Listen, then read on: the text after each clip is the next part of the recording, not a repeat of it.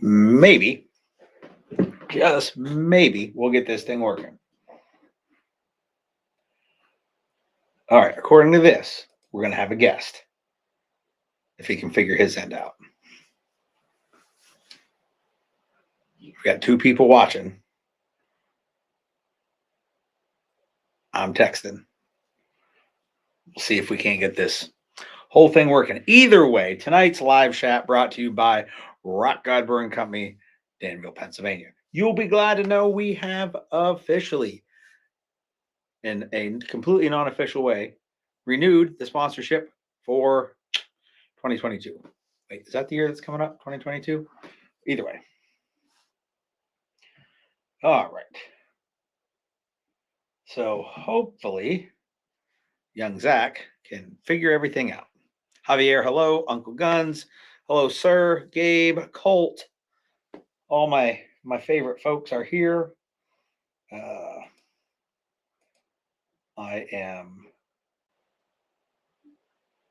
Oh, I see Zach. Now I got to figure out what to do. I think I clicked this button. Bam! Look at that. Good to see you. Yep.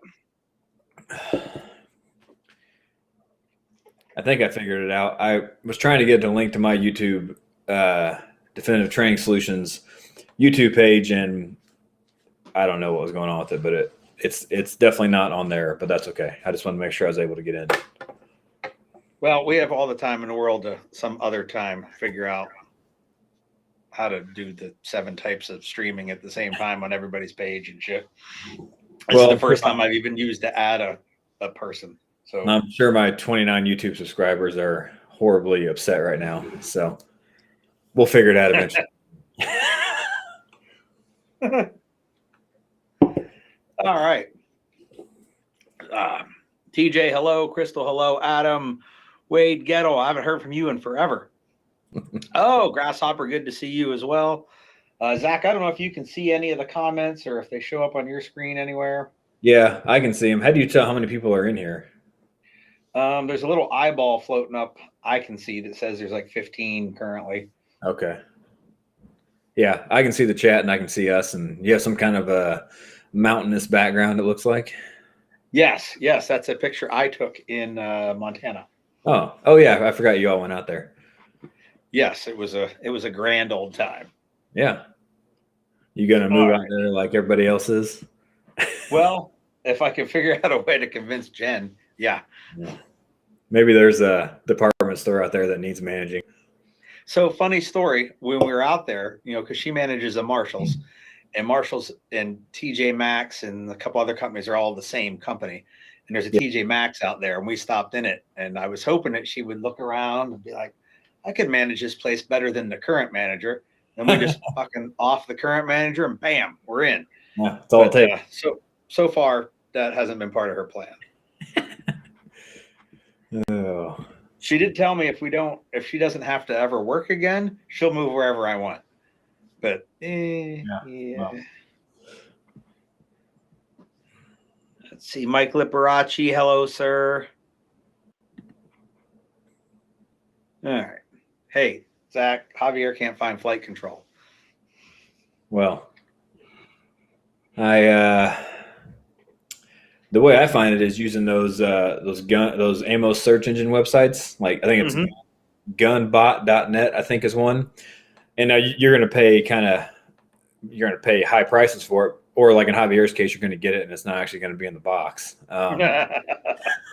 But which should have been like insured or something. I don't know. Yeah, I haven't talked to him about what his situation was. Yeah, Adam says ammo seeker. There's a couple of them. I know when I bought flight control last time, I bought a case of it, and I'm not kidding you. I think I paid $1.10 per round shipped, which is cheap, like even 2 years ago.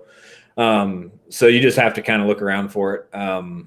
That's the best thing I tell people right now until Butch gets some more of it or gets enough of it to put it on his website. That's kind of where I've been directing people.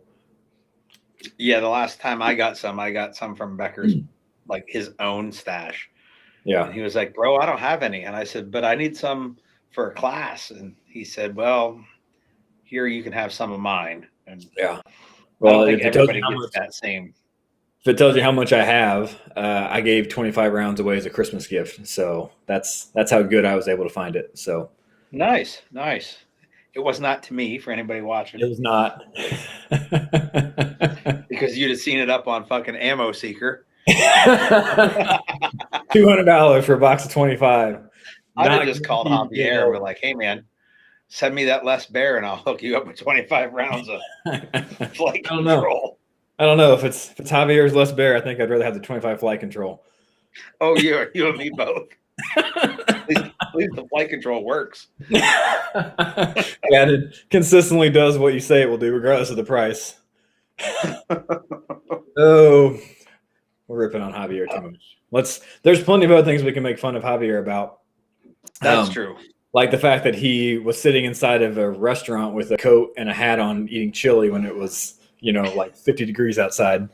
It was like hoodie weather. Yeah, it was like maybe shorts weather if you had a big enough hoodie, Yep. He's all bundled up, like with the hood pulled up, with his mittens on, eating chili inside.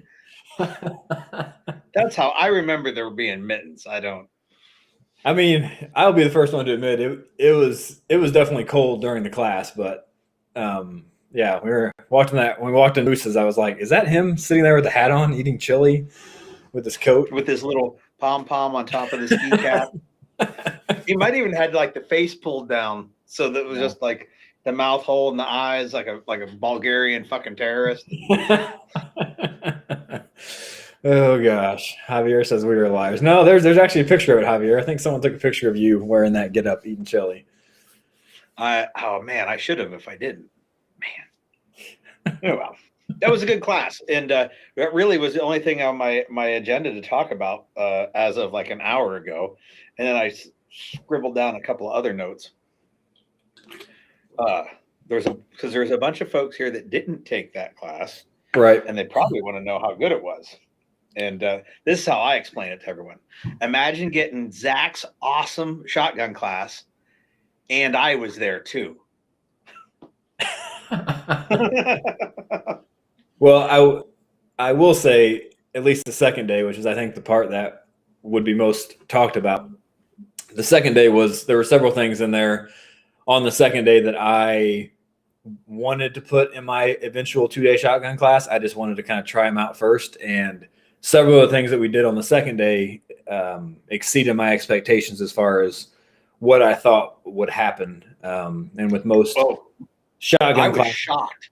Yeah. Like I like most shotgun classes are well, at least the way I teach it is I'm just constantly just taking myths of the shotgun and just showing you that it's not usually how the internet tells you it should be or how it is. And on that second day, we got to try some stuff that I hadn't myself personally tested, at least not at great length. And so I was happy with the second day, with the first day of being pretty similar to, I'd say, most shotgun classes of just like how does it pattern and then how to keep the thing loaded. Just a lot of shooting and, just really examining how to pattern the shotgun and what's important in the shotgun pattern. But the second day, was several different things, some of which I hadn't really done in a class setting before. Yeah, I thought the whole thing was good. I mean, you obviously taught them how to pump the shotgun incorrectly, but other than that, I thought it was fantastic. And I think I can't remember. I know it wasn't a really large class, but I don't know if most people in there had shotgun training before. But yeah, it was a great class. To talk about some of the stuff on the second day, like I said, the first day was pretty much just how does it pattern, what's important with the pattern. How to keep it running. How to keep it running, which is good. Which is very similar to my 1-day shotgun class. But the second day, and I didn't write notes down about the specific stuff we did. So if I missed anything, I would say for me, and I don't know how you feel, the coolest part of the second day was the 100-yard buckshot shooting.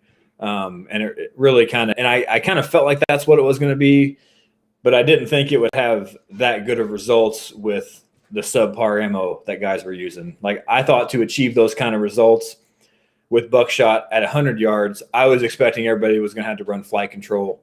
And as we saw, people were running pretty much all kinds of ammo, and they were getting hits on the targets. For those that obviously weren't there, we had 3 targets set up about 2 or 3 feet away, steel targets, and we were shooting at, I think, 50, 75, 100, and even at 50, it seemed like everybody was pretty much hitting right where they were aiming at. And obviously, we were just wanting to get some kind of an effect on the target, meaning we wanted to hear some kind of steel ring. We were counting that as a hit, and then even back at 100. They weren't having to aim much higher. Like I was expecting at 100, they were going to have to mortar that stuff in there. And it was pretty like a 45. Yeah, like a 45. But you don't need one of those anyway. These are just little 33 caliber projectiles. But the 100-yard buckshot kind of got me thinking more about, like, now I want to test it with ballistic gel down there and see what the penetration's like, or I want to see, like I actually want to put paper targets down there and kind of see if the spread looks consistent, like at the same range with the same ammo. But even with the cheap buckshot, I never would have expected to get, we were getting probably 4 out of 5 hits, or 3 out of 4 hits or whatever with the cheap buckshot. And so like fucking Rio and shit. Oh yeah. Like stuff that I wouldn't shoot somebody with like 10 yards away, but I would shoot them 100 yards away with it for sure. Like, yeah. Well, it's got like a 3-foot spread at 10 yards and 100 yards. Yeah, I don't. And obviously not all the buckshot was hitting all the targets, but like we were talking about in the context, and, not to get too much into it because that's kind of what the class is for, but the context would really be a large group of people that are creating some kind of threatening situation that you need to stop them, right? And so we talk about, if you can grab an AR and AK, like, sure, go for it, but like you may have some dude with an extra shotgun that you can be effective with that. Like I wouldn't pick up a shotgun if I had an AR or an AK and I had people 100 yards away. Like I wouldn't, but I would feel okay knowing that I could be effective, right? Or I could give my AK to somebody who's less experienced than me and I could take a shotgun, so like, again, just kind of understanding what it can do. And, there's still people out there, especially in police work, that will say, oh, if you're further than 15 yards away, you got to put a slug in it. And of course it depends on what your background is, on what your backdrop is rather. But it's totally possible to get those hits at 100. And we watched it happen with over and over again with random buckshot out of random guns, with random people. Yeah, with random skill levels, like, yeah. Yep, and they just repeated it over and over again. Yeah, and it was consistent. And like I said, the next big question I would have is to see what it does on ballistic gel, to see what the penetration is. But I can promise it at least would modify some behavior of those people that you're shooting that down there. You know what I mean? Like it would have some effect on them. So yeah, that was one thing. If we get the opportunity at some point in the future where we're together and there's like an actual day that we can go somewhere and film a video. I got a couple like big ass totes full of ballistic gel that I can remelt down and we can use it again and do a gel test, because that shit ain't cheap. So I like to keep reusing it. Yeah. And I knew you had some of that equipment, and we definitely should do that, because that's kind of the counter argument. Once you've broken the myth that you can't hit stuff past, 25 yards with buckshot, or whatever the internet says, the next thing they're going to say is, well, when it hits them, it's not going to have a lot of energy. And I agree, it probably doesn't have as much energy as a rifle round does or whatever. But, getting some gel down there that we could just fire, even if it's a smaller piece of gel, just shooting until we can hit that gel, seeing how far it penetrates. And I think if it goes at least a couple inches, that's fair to say that it would definitely have an effect. May not be the best thing. Yeah, I'm real curious as to what we would get out of it. Like in my mind, I can still see it doing like more than a pistol would at like 25 yards. Yeah, I would easily see 12 to 18 inches of penetration is what I'm surmising it would do. Now I'd like to go try it out. Yeah, and that's at 100, and let's say it's only a couple inches penetration at 100, just theoretically. Well, if we move to 75, then we all can agree that the penetration would be probably sufficient. So, or maybe at 100, maybe it's it's sufficient. And maybe we can move back to 125 and just see how far we can. I know at the range we weren't able to go back past 100, but just to go, but like if we could get hits on steel at 150, like, so those are the kind of things for me, not just as an instructor, but just somebody who loves shotguns. Like those are things that I definitely took away of like, man, like now I want to try this and see what it can. As someone who doesn't love shotguns, I want to know it too. Yeah. So that was probably the thing from the class that I was most surprised about. I thought we'd get hits at 100. I just thought we'd have to put flight control in it, and I thought it would become more, or there would be more of a skill of the shooter to consistently have that same holdover. And I thought that holdover was going to have to be that much over the target or something crazy like that. Because when you shoot slugs at 150, depending on what kind of sights you have, depending on what kind of slugs you have, it's not uncommon to have to hold, 1.5 times the length over the target.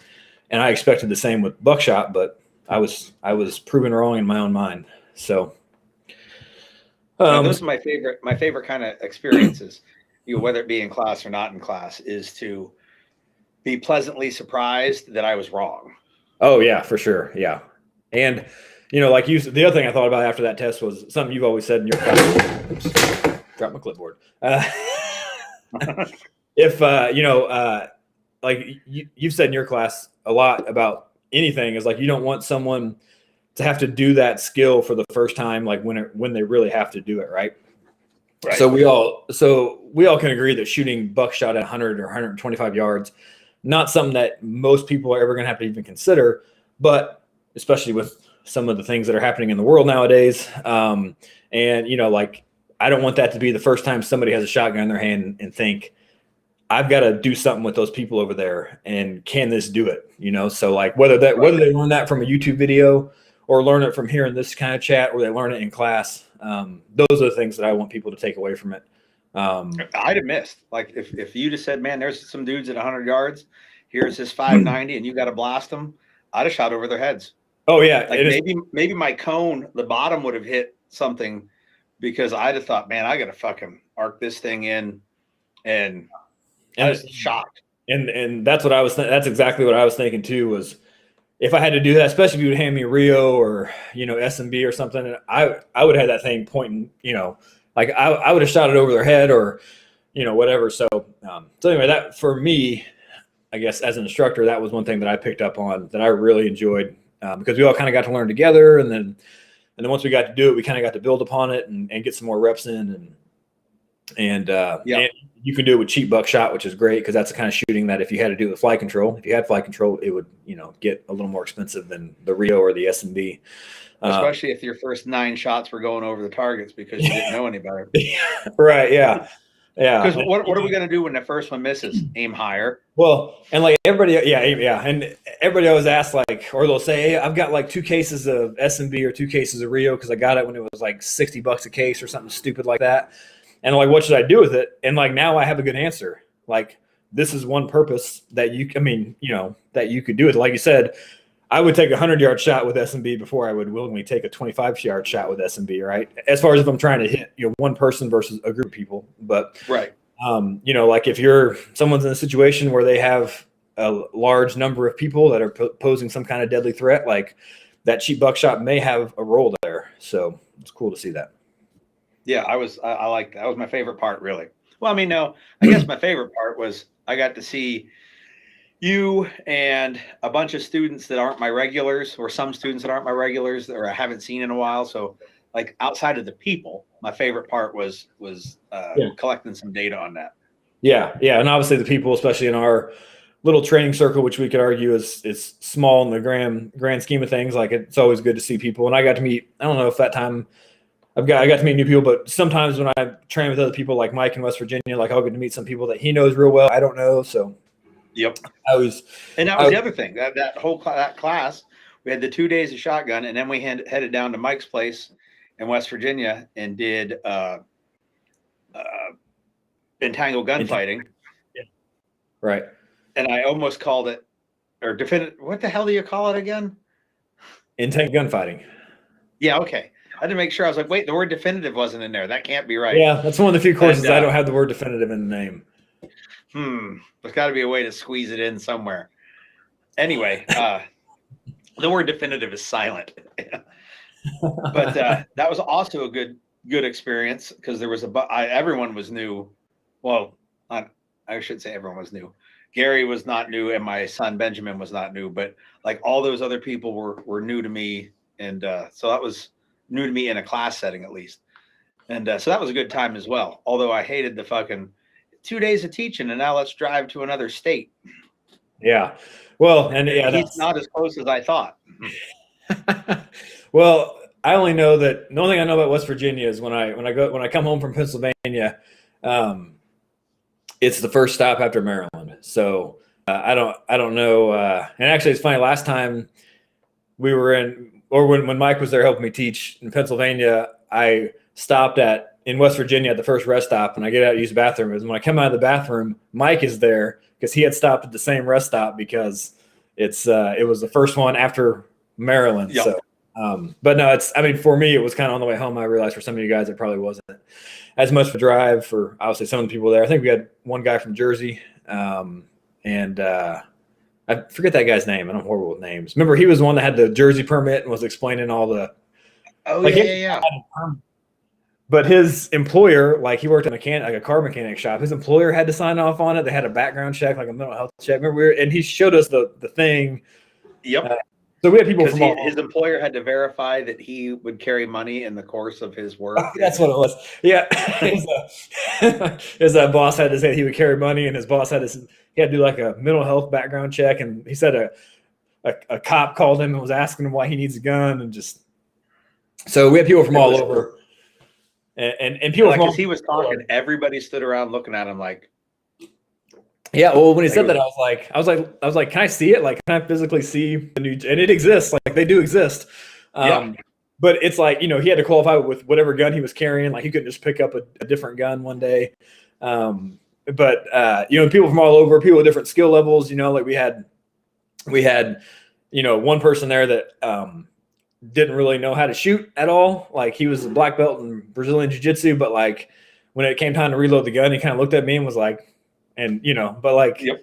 He did really well in the class, like not just in the shooting part, or not in the shooting part as well as, but also in just the fighting part of the class. So I feel like everybody got something out of it, and I've taught that class at least half a dozen times, and it's always a good experience. It's not really anything new for me. It's all the curriculum's pretty set, unlike the shotguns class the day before. But that was a good one. That's a class that is a good one-day class for now. And, we had people of all different skill levels. We had, the black belt in Brazilian Jiu-Jitsu. We had the, division college wrestler. We had, your son that had never really done a whole lot. We had the guy from Jersey that hadn't taken it, and just everybody kind of came together, and it's always good to, show kind of like every time you've been out, it's been a good time. So, oh yeah, I was happy with it. And like what some folks may not realize that are watching, or they may, I don't know, because I can't see a list of who's here, that all of your classes, bar the shotgun class, have a force-on-force component. Oh, yeah. And I've, in the last year, I've decided personally that I would rather do, like I'm trying to get more and more force-on-force and less live fire in my curriculums. Yeah. Just because I think it's that much more beneficial. Like if it was an 80-20 split of force-on-force to live fire, I'd be happy with that. Yeah. Yeah. And if I could ever find a shotgun that would, from UTM, I can think of a couple drills. I had the opportunity to buy some shotgun UTM conversions, but they were just too expensive at the time. But eventually, they still only fire like one projectile, right? Yeah, and so the trick is the UTM 9mm round goes in each of the shotgun shells, basically. And then you load the shotgun shell and it fires a single 9mm round. And I get why UTM does that, because they don't want to develop a whole new shotgun round. They can just use an existing projectile. Yeah. And so, but like there's a lot of stuff I can do with that. We can work on like how fast can you load this shotgun and shoot at each other. Like those are good ways to reinforce some of the things that we talk about in the class of how to port load this gun, or like how to get this gun running. And we're just going to add in the part that if you do it faster than the other person and you execute those two fundamentals correctly, then you get to shoot them before they shoot you. So right. I definitely have a place for it. The pattern won't transfer over, but the skill of keeping the gun running, which in my opinion is biggest part of winning with a shotgun. Yeah. So, but if I was being honest, it was a several $1,000 investment. And I just couldn't swing it then, but eventually, when that happens, then every class will have a shotgun. So yeah, that's like with all my classes, like with the exception of the shotgun, like there's force on force to drive home like what we've been teaching, or not just to drive home what we've been teaching, just to see if it works. Like if you don't know if your stuff works, then like you're behind the curve. And there's nothing wrong with your stuff failing. There's nothing wrong with going to a jiu-jitsu class and they teach an arm bar and you're like, hey, I just can't get this. And then you try to figure out why you can't understand it. And then you can figure out if it's for you, like there's, so I don't really see shooting any different than like that martial art. And what some people don't get, and this kind of alludes to something we mentioned earlier and a conversation we had earlier today, that like if it's going to fail, we want it to fail in class. Oh yeah. Yeah. Like that's what it's there for. Yeah. Like you should experience everything for the first time in as controlled environment as possible. Oh yeah. So that you can get all the pressure testing done, whether that be mental pressure testing of downrange shooting or physical pressure testing of techniques and skills. Yeah. Yeah. Or like in the retention shooting class, like there's a lot more retention shooting techniques that are out there than the ones that I teach. I just try to pick the ones that I feel like work the most and are definitive. But like if you try those and they don't work, like that's an answer. Or if you try them and they work, like there's just as much benefit in confirming what you've learned than there is benefit in figuring out that what you don't know something well enough or that it doesn't work for you. So that force on force, and you and I have talked about this at length. That force on force is the final connector with firearms training specifically. Like force on force is what rolling is in Brazilian Jiu-Jitsu, right? Like at the end of class, hopefully your Jiu-Jitsu class, you're rolling at the end, and really, and I've been guilty of this myself, but like when I roll at the end of my Jiu-Jitsu class, like I'm trying to try the techniques that I got taught in class, right? That may mean that I get tapped out or I get swept or whatever. But like if they taught a side control escape, I'm probably going to try to let somebody get me in side control at some point so I can try to escape it using the technique, right? Right. And it either doesn't work because it doesn't work for me, or it doesn't work because I don't know it well enough, or it doesn't work because the dude's bigger than me or whatever. But that's, like you said, that's the time to figure that shit out. Exactly. And in firearms training, it's not really any different. We're just shooting little projectiles at each other. Like it's just a different set of rules, but winning is still the same. I just spent the last few days. Of course, we have scenario-based force on force coming up in under a month. First one of those I've run under the Tremas Dynamics banner. Yeah. And I just finished.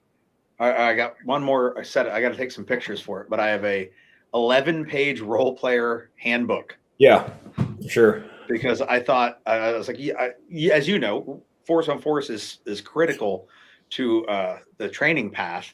And if you're using role players, I felt that what I had seen outside was that role players, it was hit and miss. Like if you got some great role players, you got great role players. Yeah. But if you don't have great role players and you've got okay role players, well, how can you make them great? So I spent the last week typing up everything that I could ever think of for how to make a role player a good role player. Yeah. And so my role players will get a handbook on how to be a kick-ass role player. Yeah. And because I thought it was worth the investment of me spending all that time writing it out so that the students could get the best role player possible.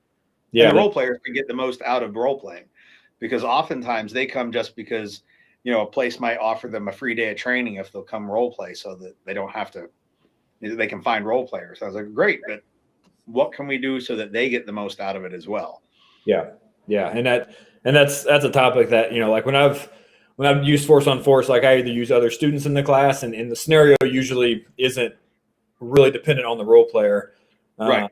And in the pistol class, it is a little bit, but I'll usually pick a student that I feel like is going to be a good role player or understands it or whatever. But the other role players that I use for my other force on force classes, you're not really a role player as much as you're just the other participant.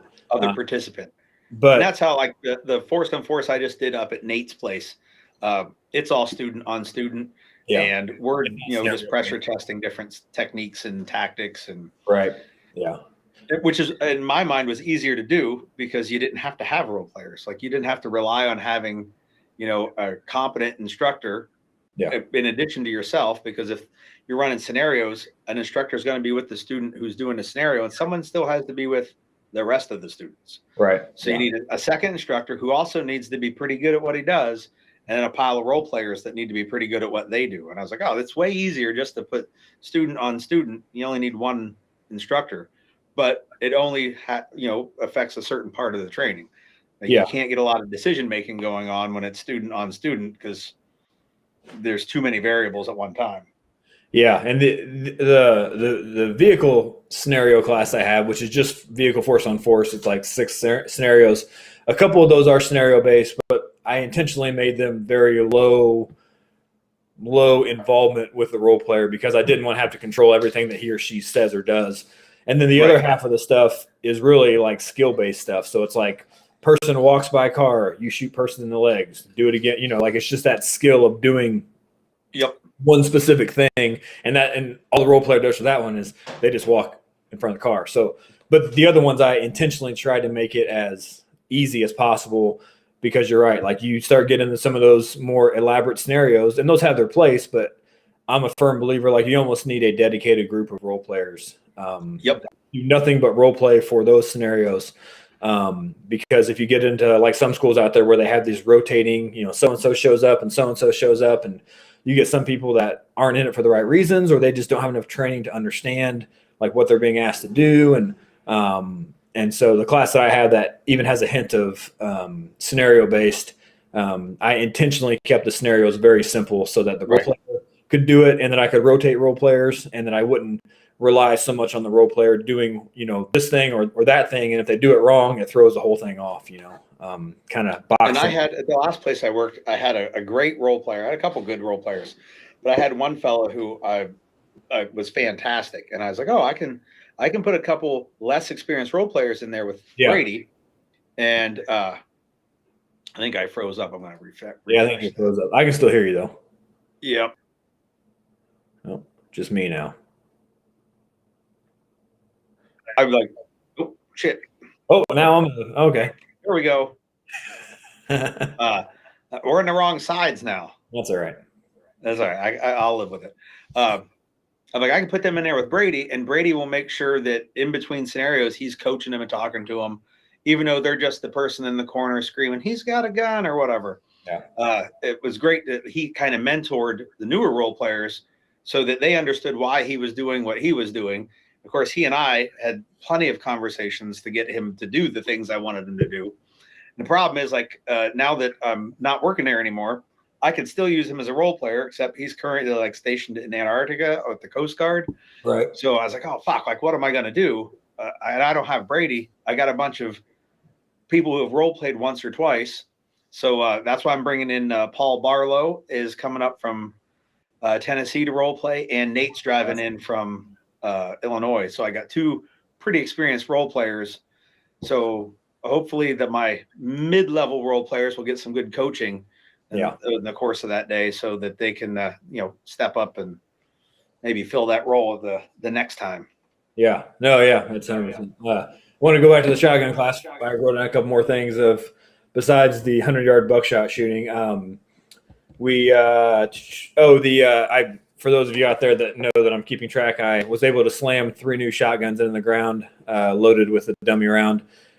They did not go off. One of them didn't really go off even when you press the trigger, but regardless, it didn't.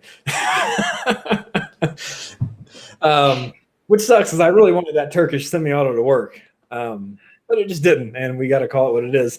I got to slam 3 more. Got to do it to mine again. I think I borrowed or strong-armed a few away from some of the students. And I'm did we try the Tavor? Was that one of them? Yeah, that was a new one that I because George, and it's like when I do that demo, even amongst the group of people that we associate with, sometimes when I do it, sometimes when they see me do it to my guns, they're like, like they're just like holding their end. Yeah. And I was like, no. I was like, give me that Tavor because I will probably never see one of those very often, and I wanted to see he went off. And like most semi-auto, and like most guns, it didn't do shit. Yeah. Uh, I have video yeah, like of some of those. And there's video from other classes of me doing it to my guns. I know when I taught it in Texas not too long ago, northern Texas. Like I was beating mine up pretty good, and the Remington kind of like got stuck halfway, and but it's a Remington, so I threw it over there, and then I was like, there was like 10 people in the class, like, all right, who's next? And everybody just kind of looks at me like, what are you gonna do to my gun? what do you mean? And so I probably should have, I don't know, did it a little differently, but I'm still am getting 0 shotguns to go off with the safety on, chamber loaded when I slam them, not just in the ground butt stock, but upside down with the muzzle like on a piece of wood usually, so it doesn't get full of mud, and then I throw them to the side, and yeah, all of it. The internet says that will blow a hole in the roof of your cruiser. Yeah, it also blow a hole in the roof of your cruiser. A cop that got his damn finger on the trigger, grabbing the shotgun out of the trunk, and then saying it was because of the car accident he was just in. Like that will also, fingers on triggers, especially when the safety's disengaged, usually will blow holes in things that don't need holes, in them. Funny how those work that way. But that wasn't surprising to me at all. I'm not saying I won't ever find one that works. I had 3, and I wrote them down on a notepad. But I think I have most of the shotguns that people would carry or have in class. Even that Turkish one that will probably never make it, probably not see that one again. Probably not. Although if it would run, it's super affordable. Oh, and man. It ran great with flight control, strangely enough. Like all the other high brass shit that was in it is still choked on, but flight control, everyone. Even some of that cheap, I don't know what kind of cheap buckshot was it Scott running it? I can't remember. Yeah. Like even some cheap buckshot, it wasn't cycling. Like I was like, this gun's a piece of shit. And when he tried flight control, it ran, and I was like, well, that's sad. You got to use the expensive ammo just to get it to run. Yeah, I mean, it would probably work if it was loaded with flight control, but you wouldn't be able to train with it. And but I remember, and I've seen some semi-autos that don't run bird, and that's still not acceptable to me because you have to be able to train with them. But that one wouldn't even run some buckshot. So yeah. Now that I have high hopes for that, because I would like a more affordable option for sure, and I wanted something that Dave sells to be something I would promote, but I can't, and you wouldn't promote something that doesn't work. Right. Fucker didn't work, and it definitely didn't even go off when you tried to slam it all which ways in the ground. So well, it's drop safe. We know that it's drop safe. Yeah, it's also I don't know what the term is, like shooting safe. Like it doesn't I guess that wouldn't be true, but it doesn't even shoot when you try. So I guess it's I don't know what you'd call that. Alec Baldwin safe, maybe. I don't know. That's much. But anyway, I just wanted to hit on that. Not that anyone out there is. Scott says it wouldn't run Fiocchi. Like that's a pretty decent, buckshot as far as velocity, and it's pretty middle of the road buckshot. It's like Gary disappeared again. I don't know if it's my internet. Oh, is it doing that when you? Yeah. Oh, maybe it's my internet. Yeah. Well, it shows on here. It shows there's like 2 of the 4 bars on the net. My network connection here says 5 out of 10. So maybe it is when you were using the internet. Oh no, it's fine. Yeah. Let's see if Gary comes back. I don't know if anyone can still hear me, or maybe if Gary's coming back.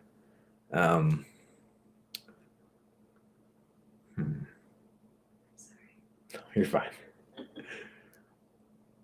I knew if I ran off my hotspot on my phone, it wouldn't be this good. Okay. So, and the internet in my house probably, there have been times. Okay, someone hears me. All right, well, I'll keep talking then. It says the Graham shutting everything down. That's what Adam Hall says. Okay, all right. Well, we'll wait for Gary to rejoin his own live stream. The hostage shot with the buckshot. So I know some of you have different opinions on this. We were able to run flight control out to 15 yards, and we put 2 cardboard targets, one kind of behind the other, to simulate somebody's head poking out. And I know what the internet will tell you, or even what prominent instructors on the internet will tell you, is that it's not, buckshot is not suitable for that. I can tell you let's see what Gary says. Oh, Gary says his Gary's computer decided to restart and update Windows right in the middle of the live stream. So I have a Mac, so I don't have that problem. But the hostage shot, 15 yards, we were consistently getting all the group on the hostage taker head silhouette. And obviously at that point, you start to introduce a lot of, user control and, user error. But as most of you know, the flight control 110%, is made for that. Like, it's made for a lot of things, but it's specifically made for those tight groupings. And we were out at 15, had several students, I think at least more than one, maybe two or three, shoot or hit that shot with flight control, and you wouldn't be able to do that with any other kind of ammo. So the hostage shot, I know some of you out there talk about transition to that pistol for that hostage shot. Not necessarily wrong. I feel like I can hit a headshot better with a long gun than I can with a pistol. And not only that, with that buckshot, like, I'm introducing a lot more trauma at once to the target. So Gary's still running a Dell, running a Dell computer, not a Dell Singer. Anyway, so we'll wait for Gary to jump back on. And when Gary gets back, we can talk a little bit about a little more downrange shooting stuff, something that happened to me on the internet of all places. But I want to wait till Gary gets back to explain some of my thoughts, which I know are similar to Gary, of course. Yeah, Iron Forge Consulting Group is here, about to introduce some real confusion into their world. We talked about low light stuff in my low light class, on the shotgun class, and you see all kinds of things in low light classes, people's lights activating when they don't want to, especially if they're mounted on a long gun. And we talk about strobe lights and why a strobe light, doesn't confuse the person that you're shining it in, right? Especially if it's attached to a gun. I can understand if you have a handheld light and no firearm, maybe that strobe would be effective, I guess. But a strobe light, when you're trying to shoot somebody, especially if it's in absolute or near darkness situation, can really confuse you just as much as them. But in the low light class in December in Indiana that I taught, we had talked about, and we had talked about like I'm about to confuse this dude a lot more. Like, I'm about to start shooting him. So like I'm not trying to scare him or confuse him with the bright shiny lights. Like, I'm about to start shooting him. So whatever I have to do to make that happen is my priority right now. So that's when Iron Forge says about to introduce some confusion in the world. That's the conversation and the comment that he's referring to. Yeah, Scott. I remember somebody had all 9 of the flight control, like, in the A zone, which is that triangle at the top in the middle of the head.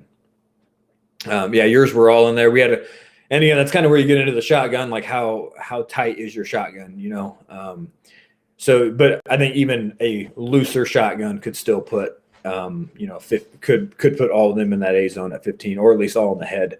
And then it depends on what your sighting system is too. Like, a red dot, in my opinion, is superior. Big dot's good. I think at 15, with buckshot, like, you may start to get a little dicey with that. But if you're running a red dot, especially on a semi-automatic gun with flight control in it, like, you can make that 15-yard brain shot all day long. If anybody, I can't tell any people are watching. If anybody has any questions, throw them up real quick before Gary gets back in here. If you have not been, and I tried to link this to my YouTube page, but it wouldn't work, or I couldn't figure it out. And I'm not sure if I linked it to the Facebook page, but if you go to definitivetrainingsolutions.com, you'll see the courses for next year. As of right now, I just have March 26, 27, 28. It's in Paducah, Texas, which is North Texas. It is a vehicle class, a 2-day vehicle class, a vehicle scenario, which requires 0 live fire ammunition. And then it's a low light class that evening. So 4 classes, 3 days. I think it's probably maybe like 450 rounds. I'll double check. But if you sign up for all of them, it's a discount. I think it's $600 for all of it. And like I said, it's a relatively low round count for 3 days and 4 classes of training. And it's in desert of North Texas. It's it's not, it's not Royal Range, but it's a range, and it's a great area. The guy that hosted is a great dude and a great host. So it works out. I think there's going to be a lot of signups for that come the first of the year, because a couple of the police departments there that would sign up, I'm imagining that they probably are waiting on their 2022 budgets to get approved, or they're waiting on 2022 to start spending that money. So if you think that you are interested or close or want to drive to North Texas, I would encourage you to check that out. DefinitiveTrainingSolutions.com. I'm on Instagram under the same name, and it's also on Facebook under Definitive Training Solutions. If you're in this group and you have taken one of my classes, there is a Definitive Training Solutions alumni group. I think you can request to join. I think we finally got that fixed. But if you have taken one of my classes and you're not in the alumni group, I think there's about 40 or 50 people in there now. Look up the Definitive Training Solutions alumni group, and you can figure out, and you can request to join. Just put the class day that you're on there, unless I know who you are. So that's what I have. That's all I have for March 2022. I don't really plan on scheduling a lot more stuff right now for 2022. I'll probably be back in West Virginia at Mike Dressler's place to teach a class at some point.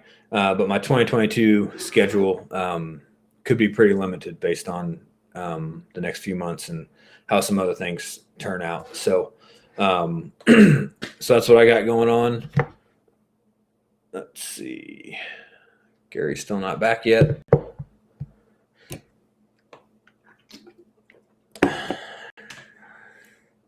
Oh, and gear-related stuff. Those, some of you know, some of you don't. I have been I've been carrying a Glock 48 now for the past 7 or 8 months. I really like it. I've been carrying Appendix, and I'm using a Filster holster, and I forget what kind it is. It's the kind with, I used a DCC clip, which in my opinion is the best clip out there. It's got a single clip, and it's got the wing on the side, whatever that one's called.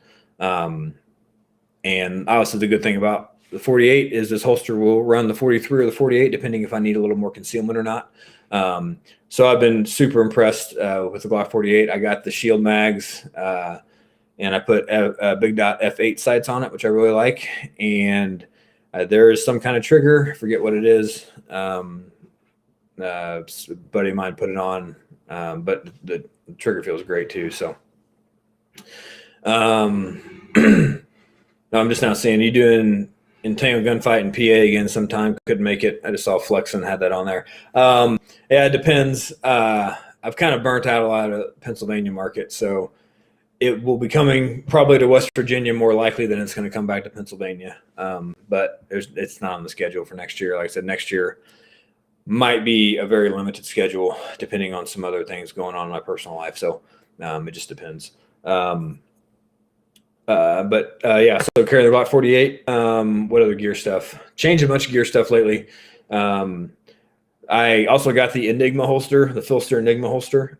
Used that on Christmas Day. Went to somewhere I had to wear a suit, and the thing disappears. Now, full disclosure, like getting the damn thing out is not as easy as it is with the setup I'm wearing now. But like, I had a Glock 48 in a tucked-in shirt, and was able to carry a gun with the suit or with the tucked-in shirt. So I like the Enigma. I'm still learning about it and trying to just see how, the ride height, higher or lower, kind of just the leg leash is still something new to me. A bunch of stuff, but eventually, eventually I will be using the Enigma a lot more. So I'm excited about, or I'm impressed with that. I've been wearing this Aries belt for about a year now. This is the belt I won from the Chris Costa class when I beat everybody with big dots on a Glock 19. And I got the Aries belt I got is it's not the super thickness one, the enhanced model, whatever they call it. but this is by far the most comfortable gun belt I've ever wore. It is not as thick as, it's not as rigid as an SOE belt. And I like the buckle mechanism way more than that Cobra buckle bullshit. So I've been impressed with the belt. Iron Forge says, am I going to roll jiu-jitsu with it in the blue gun? Yeah, probably eventually. I don't have any, just looking at the holster, I don't have any concerns with the Enigma as far as it dropping the gun. But the thing I would want to test is how it moves around or how it doesn't move around. But I want to test it some more to make sure that it is like where I want it before I roll with it, if that makes sense. Adam says, what made you switch over to Appendix? Yeah, man, I was a long time strong side guy. I was never opposed to Appendix. I can tell you the one reason I didn't switch was because of the combative stuff. I think strong side or Appendix, like I'm okay with either. I think they both honestly have their own benefits, and they're both have their own negatives to them. I switched because I felt like I could conceal a gun better carrying Appendix. I can wear a tighter shirt like this one, and especially with that Filster holster. The Filster holster, for all you guys that carry Appendix, if you haven't tried a Filster holster, especially putting a fucking wedge on one of those, like I know little about Appendix carry, and this holster makes concealing a Glock 48, which is essentially the same frame size as a 19, just not as thick, right? I feel like the concealability is night and day different compared to carrying back behind my right hip. As far as getting to it, is it easier? Kind of depends. And I wanted to switch to the Glock 48. So when I went to a slimmer gun, I thought that'd be a good time to start carrying Appendix. So those are some of the reasons why I switched. But those are just some gear changes that I made kind of all at once. Gear is important. Don't let anybody tell you that gear is not important. And for me, all those things together, especially with the Enigma holster, the Enigma holster gives me so much more options now. Like if I'm convinced I can conceal a gun anytime I want with that holster, and especially if I put the Glock 43 in that holster instead of the 48. I mean, it would be hard not to conceal it. So Enigma holster, if you buy an Enigma holster, I'll tell you straight up, buy their Express model, which is the holster already fitted to the actual Enigma plate. I had to call a buddy of mine over, and he had to get out his box of screws and bolts and stuff to make it work. And I never would have figured that out on my own. So unless you're really handy or you just want a challenge or you like frustration, buy the holster already put together from Filster. Let me see if Gary is texting him to see if he's coming back or not, or if I'm going to finish this out. But yeah, Adam, that's a good question. I know me and you, Adam, we're definitely different body types, but Appendix carry to me, like I tried it before with like NSR holsters, and not gonna shit on them or anything, but like those are not the same as a Filster Appendix holster. Like they are not even close. You can just look at the two of them together and go, yeah, this one's made way better for what you want to do with it. Other than that, the benefits of like the gun being in front versus behind, behind your hip, there's benefits to both. It's more of a preference. My preference with the Glock 48 is slowly switching to like Appendix. Like I don't really see me ever going back to behind the hip. And so that's kind of how I feel about it. Again, nothing wrong with either one of them. Kenny says RMR over big dots. On a pistol, I think it's kind of whatever. I think on a shotgun, I think that's 100% true.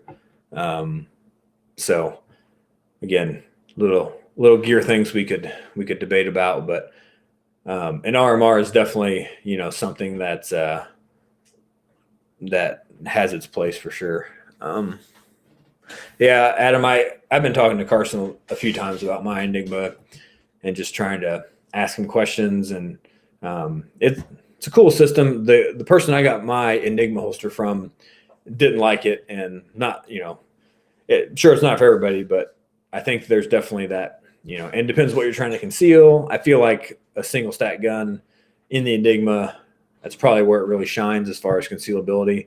But I mean, you can see videos and pictures of people carrying, a Glock 17 with an RMR and a light underneath it, so like possibilities really are endless. It's just to put the thing together, you really have to be handy, and you have to be, and I'm just not. So if you're going to buy one, buy it with the holster already attached to it. You'll save yourself a ton of trouble, and you'll get to spend your time figuring out how to fit it instead of having to put it together, which is what I did for a few hours before I finally had to ask for help.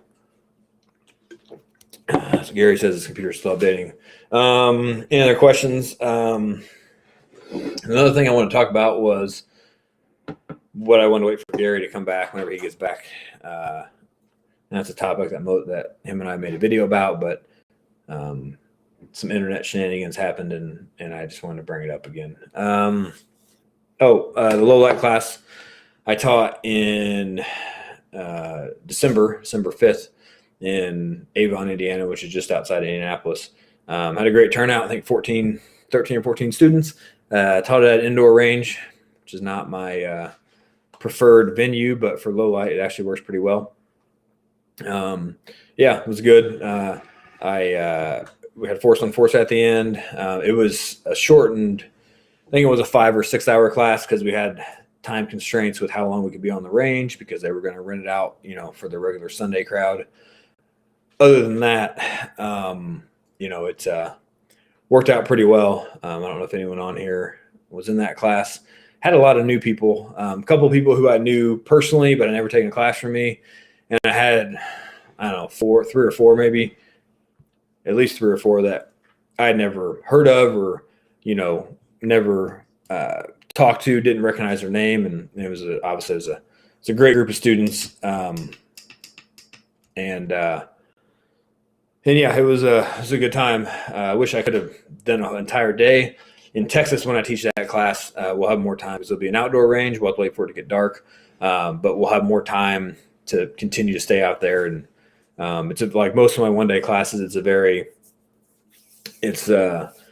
basic. We're just showing basic techniques, right? Like it's not flashy, cool internet, bro gun stuff. It's just a couple simple flashlight techniques, and then just practicing using them. And then we're going to do it with force on force and make sure that we can, do what we're training, like, with a resisting opponent. So the force on force scenario wasn't really a scenario. It was more of just a practice session of turning the lights off and trying to shoot each other. It was a good class. I look forward to being able to teach it again, especially in a different environment. And we'll be doing that in Texas. John from Iron Forge Consulting was there. I think he was shooting a Beretta 92, which was great because I always knew where John was because I could just listen for all the clicking of all the buttons and shit on the side of his gun that he was pressing every time he drew it or reholstered it. But his gun ran, and he did a really good job, using a gun that he's probably, like most of us, myself included, are not very experienced or very comfortable running. So that's always a good, it's always a good feeling, or that's always a good learning point. But that was class was nearly sold out. I think we had 1 or 2 spots left. Started at 7 a.m, super early, but it was a great class. I wonder how long Gary's. Let me see.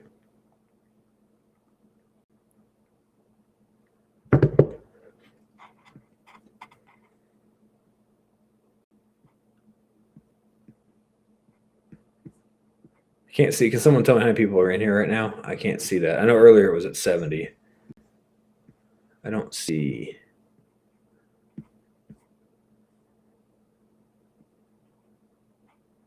I don't see any. I don't know where it shows how many people were on here.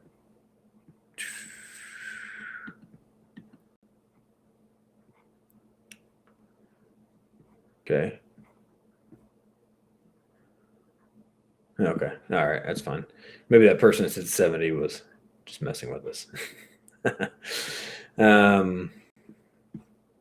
Yeah, I don't know. Anybody got any other questions?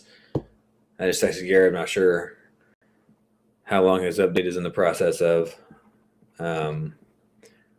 But I know we're at an hour right now. So if Gary comes back relatively soon, we'll talk about something else. And if not, then we can just end it if Gary's not anywhere close to rejoining the internet.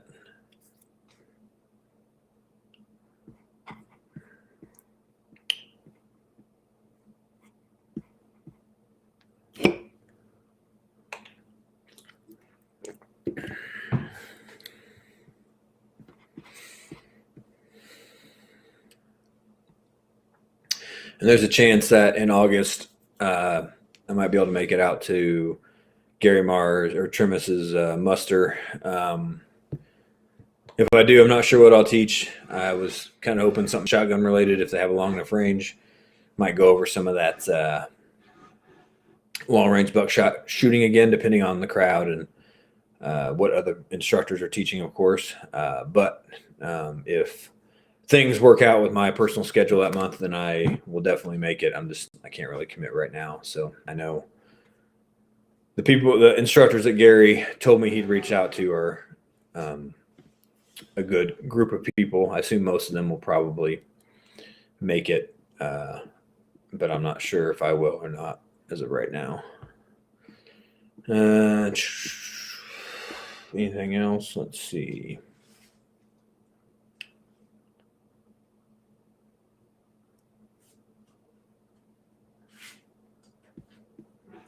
Oh yeah, John will be out there. That's good to hear. I assumed you would. And I don't really know like what the format of it's going to be. I think it's going to be just kind of like most of those group training things where you just have different instructors, and each will be teaching a different topic, and you can either bounce around the ones you want to listen to, or there's an actual schedule to it where you'll get to see and hear from everybody. I think all the ones Gary sent me, all the names were shooting related instructors, but I wouldn't be surprised if there's some people from other disciplines that are related to firearms training, whether it's combatives or legal stuff or whatever. I think it's possible that we'll have more than just shooting instructors out there.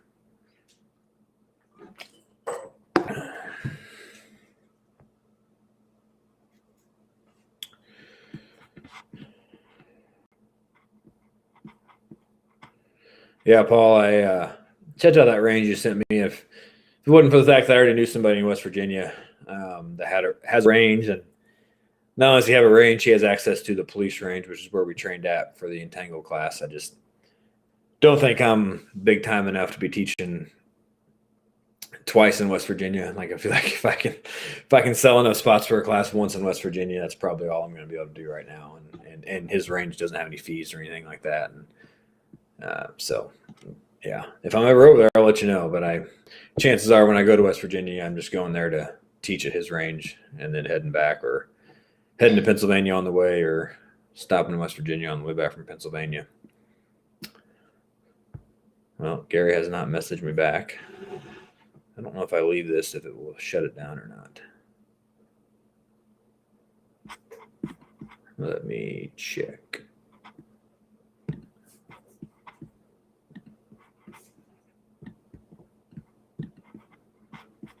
No.